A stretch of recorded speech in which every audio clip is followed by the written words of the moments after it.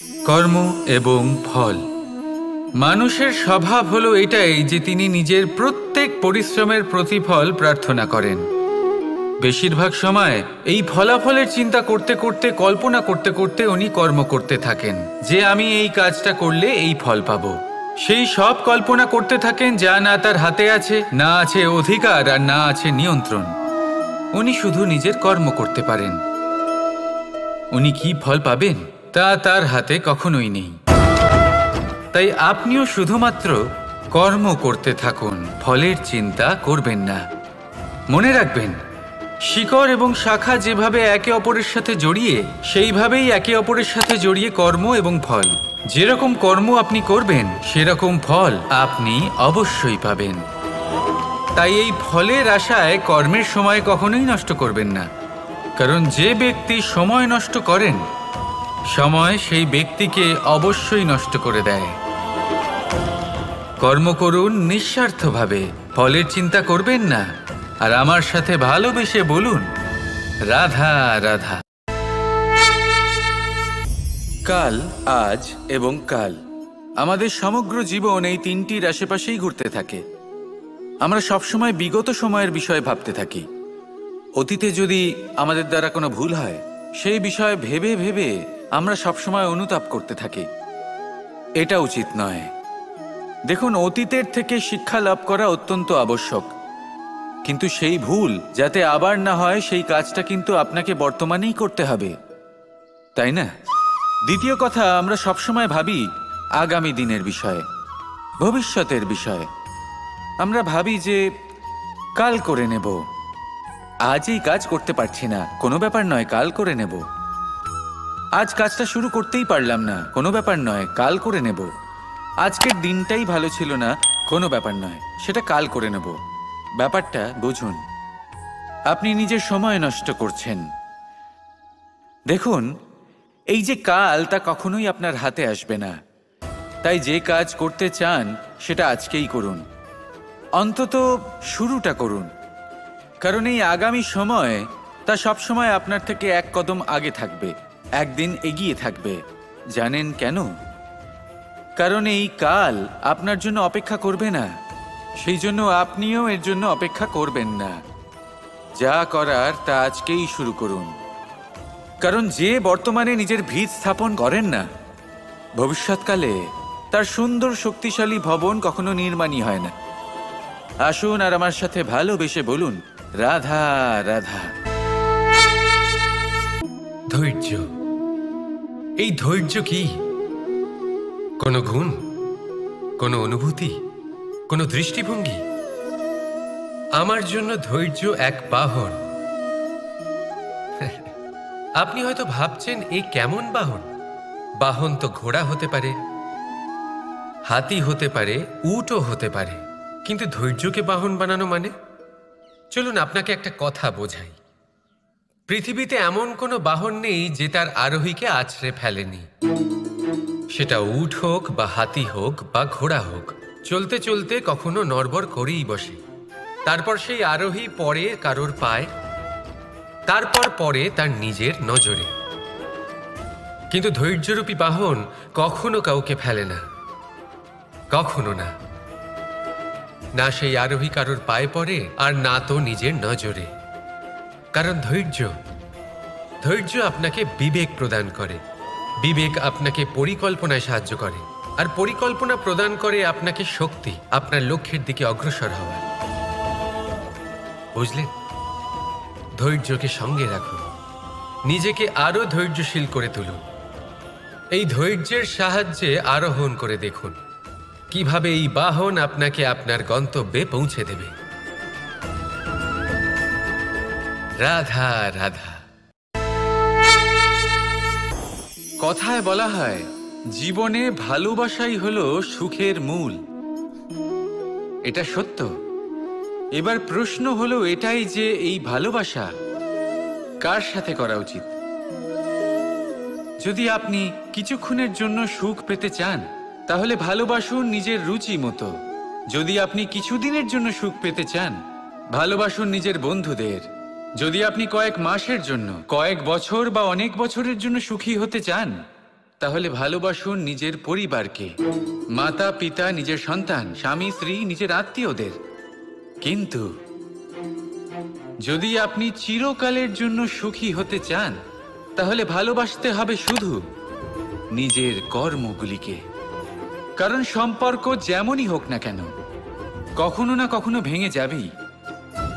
এই সংসার হলো এমনই যে যাদের সঙ্গ আমরা পাই, তাদের সঙ্গ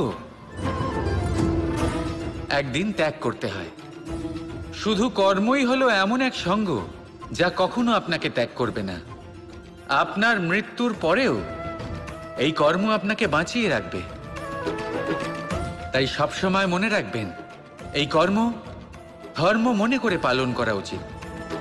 জীবনের শেষ মুহূর্ত পর্যন্ত কর্মকে ভালোবাসুন, জীবনের শেষ মুহূর্ত পর্যন্ত সুখে থাকবেন।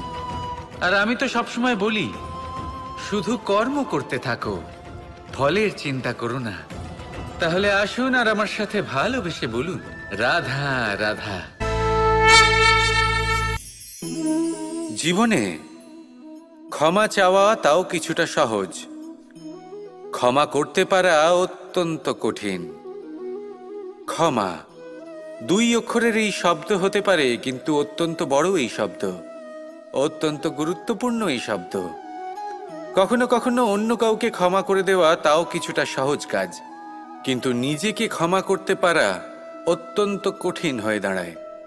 অতীতে যদি আমাদের এমন কোনো ভুল হয় যে কারণে আমরা নিজেকে ক্ষমা করতে পারি না, অনেক সময় এমন কিছু ভুল করে বসি যে বিষয় শুধু আমরাই জানি, কিন্তু আমরা নিজেকে ক্ষমাই করতে পারি না। আর আমাদের বিকাশ সেখানেই স্তব্ধ হয়ে যায়। কারণ যদি আপনি ক্ষমা করতে না শেখেন, নিজেকে ক্ষমা যদি না করতে পারেন, তাহলে তা আপনার জীবনের সবথেকে বড় বাধা হয়ে দাঁড়াবে।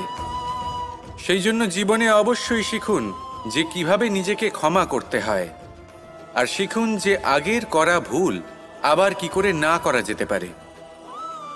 এই মন হালকা হবে আর প্রসন্ন হয়ে বলবে, রাধা রাধা।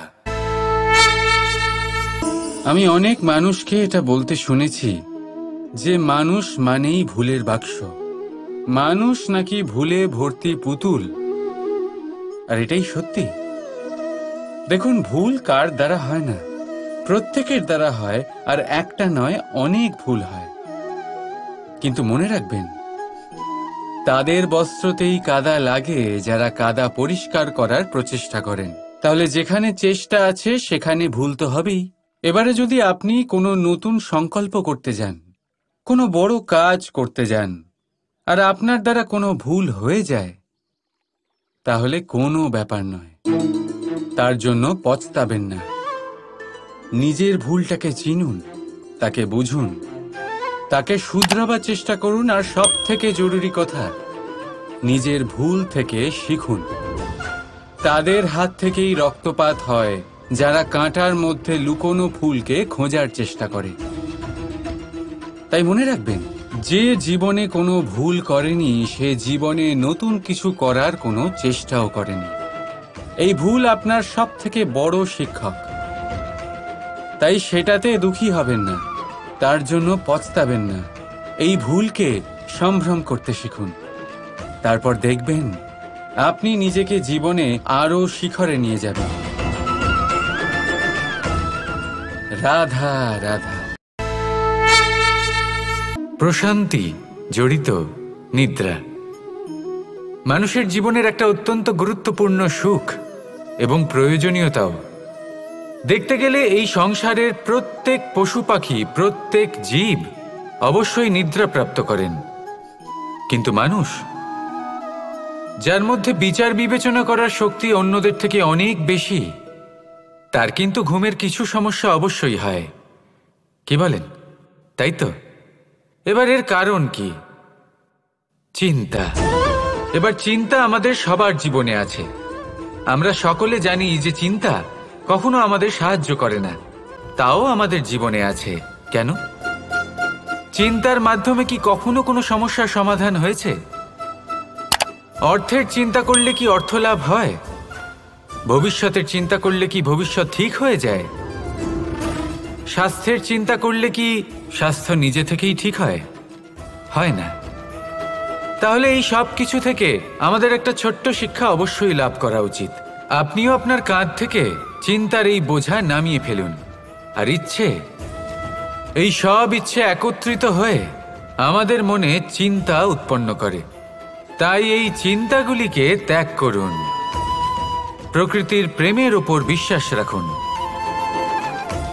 মনে রাখবেন, যিনি চিন্তামুক্ত হবেন তিনি চিতামুক্ত হবেন। সুখের নিদ্রা প্রাপ্ত করুন, আর নিদ্রায় যাবার আগে আমার সাথে ভালোবেসে বলুন, রাধা রাধা।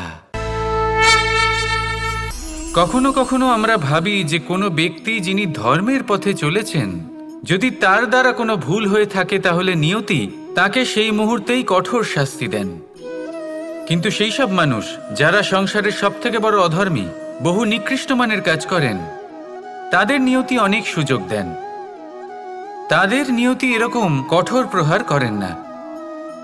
এই ভাবনা কখনো না কখনো মনে আসেই। ভেবে দেখুন কেন? আসলে জীবনকে বেশিরভাগ মানুষ একভাবেই দেখে থাকেন, বিভিন্ন স্তরে একে দেখা উচিত। এবার আপনি বলুন, এই সংসারে কোনো অধর্মী কখনো প্রেরণার উৎস হতে পারেন? কখনোই নয়। যে মানুষ নিজের আত্মাকে মলিন করে ফেলেছেন, তিনি এই সংসারকে কিভাবে প্রেরণা যোগাবেন? উনি নিজেই বুঝতে পারেন না কোনটা করা উচিত, ধর্ম কোনটা। তাই নিয়তি তাকে একটা সুযোগ দেন, এটা বোঝার সুযোগ দেন যে কোনটা উচিত, কোনটা ধর্ম। সুযোগ দেন নিজের বিবেক জাগিয়ে তোলার, তাকে সুযোগ দেন নিজের অন্তরাত্মার ডাক শোনার। যখন তাতেও কাজ হয় না, তখন নিয়তির কাছে একটাই পথ বাকি থাকে, আর তা হল মহাবিনাশ। মহাবিনাশ হয়তো দেরিতেই আসতে পারে, কিন্তু তা অবশ্যই আসবে। আর যখন মহাবিনাশ আসে, তখন মহাবিনাশের যন্ত্রণা সমগ্র মানব জীবনের যন্ত্রণার থেকে অনেক বেশি হয়। এই কথাটা সবসময় মনে রাখবেন। আর অন্যদিকে যে মানুষ ধর্মের পথে চলছেন, তার দ্বারা যদি কোনো ভুল হয়ে থাকে, তখন নিয়তি তার পরীক্ষা নেন। কিছুক্ষণের জন্য মানুষের মনে হতে পারে নিয়তি তাকে কঠোর শাস্তি দিয়েছেন, কিন্তু সময়ের সাথে আমরা সবাই দেখি যে যখন সেই মানুষ সেই পরীক্ষায় উত্তীর্ণ হন, এই সমস্ত সংসারের জন্য প্রেরণার উৎস হয়ে ওঠেন। অর্থাৎ নিয়তি প্রত্যেক মানুষকে তার কর্ম অনুসারে উচিত ফলও দেন, উচিত শাস্তিও দেন। পার্থক্য হলো শুধুমাত্র সময় আর আপনার দৃষ্টিভঙ্গির। তাই ধর্মের পথে চলুন আর আমার সাথে ভালোবেসে বলুন, রাধা রাধা। এই সংসারে সবচেয়ে বড় পাপ কি হতে পারে? কেউ বলবেন অসত্য, কেউ বলবেন ছলনা, আবার কেউ বলবেন লালসা। না, সংসারে সবচেয়ে বড় পাপ হলো নারী জাতির অসম্মান, নারীর মান ভঙ্গ করা। কারণ এই অপরাধ কেবল নারীর শরীরকেই নয়, বরং তার মন আর আত্মাকেও আহত করে থাকে। তাহলে এবার প্রশ্ন হলো, যে এই অপরাধ করেছে তাকে কি শাস্তি দেওয়া উচিত? কেউ বলবেন শারীরিক যন্ত্রণা, আর কেউ বলবেন মৃত্যুদণ্ড। কিন্তু এই অপরাধের শাস্তি নির্ধারণ করার আগে এটা জানার কি কোনো প্রয়োজন নেই যে অপরাধী আসলে কে? এখন আপনি বলবেন সহজ ব্যাপার, সেই পুরুষ যে নারীর মান ভঙ্গ করেছে। কিন্তু এ কি সম্পূর্ণ সত্যি? নিজের অপমানের জন্য, নিজের সম্মানকে নিজেই হারানোর জন্য কখনো নারী কি নিজে দায়ী হতে পারে না? ভেবে দেখুন, সম্মানহানির থেকে বাঁচার জন্য সর্বপ্রথম সম্মানের সীমার ওপর নজর দেওয়া প্রয়োজন। রাবণ সীতার হরণ এই জন্যই করতে পেরেছিলেন কারণ সীতা নিজের বোকামোর জন্য রাবণের সেই সীমা উল্লঙ্ঘন করা সহজ করে দিয়েছিলেন। কিন্তু অশোক বাটিকাতে সেই সীতাকেই রাবণ স্পর্শ পর্যন্ত করতে পারেননি, কারণ সে রাবণ আর তার মাঝখানে ঘাস দিয়ে একটা ছোট রেখা বানিয়ে দিয়েছিলেন। জীবনে না বলতে শিখুন, যদি কেউ আপনার সম্মানের সীমা পার করতে চেষ্টা করে তাহলে তাকে সেখানেই আটকাতে শিখুন। আপনার ওপরে ওঠা প্রথম হাত, প্রথম কটাক্ষ ওইখানেই আটকাতে শিখে নিন। তখন কোনো পুরুষের সাহস হবে না আপনাকে আবার অপমান করতে চেষ্টা করার, কারণ নারী জননী, পূজনীয়। তাই নিজেকে দুর্বল মনে করে আপনি অপরাধী হবেন না। রাধা রাধা। আমাদের জীবনে অত্যন্ত গুরুত্বপূর্ণ একটা আশা বসবাস করে, বিশ্বাসের রূপে। বিশ্বাস যা আমরা ঈশ্বরের ওপর করি, ভাগ্য, প্রারব্ধের ওপর করি, নিয়তির ওপর করি। যখনই ভালো কিছু হয় আমরা বলি এ হলো ঈশ্বরের দয়া, যখন খারাপ কিছু হয় আমরা বলি এ হলো ঈশ্বরের মায়া। কখনো ঈশ্বর বা ভাগ্য বা প্রারব্ধ বা নিয়তি। আপনি নিজে কোথায় তা কখনো ভেবেছেন? আপনি বিশ্বাস করছেন ঈশ্বরের উপর, প্রারব্ধের উপর, কখনো নিজের উপর করেছেন? আমি আপনাকে একটা সহজ কথা বলি, যদি আপনি ঈশ্বরের উপর বিশ্বাস রাখেন, শুধুই ঈশ্বরের উপর বিশ্বাস, তাহলে আপনি সেটাই পাবেন যেটা আপনার ভাগ্যে লেখা রয়েছে। কিন্তু যদি আপনি নিজের উপর বিশ্বাস রাখেন, আত্মবিশ্বাস রাখতে শেখেন, তাহলে ঈশ্বর আর নিয়তি দুজনে মিলে আপনার ভাগ্যে সেটাই লিখবে যা আপনি চাইছেন। তাই মনে রাখবেন, সাফল্যের পথ হলো এই বিশ্বাস। নিজের আত্মবিশ্বাসকে ধরে রাখতে শিখুন, দেখবেন আত্মা প্রসন্নতায় ভরে উঠবে। তাহলে আসুন এই প্রসন্ন ভাব নিয়েই বলুন রাধা রাধা।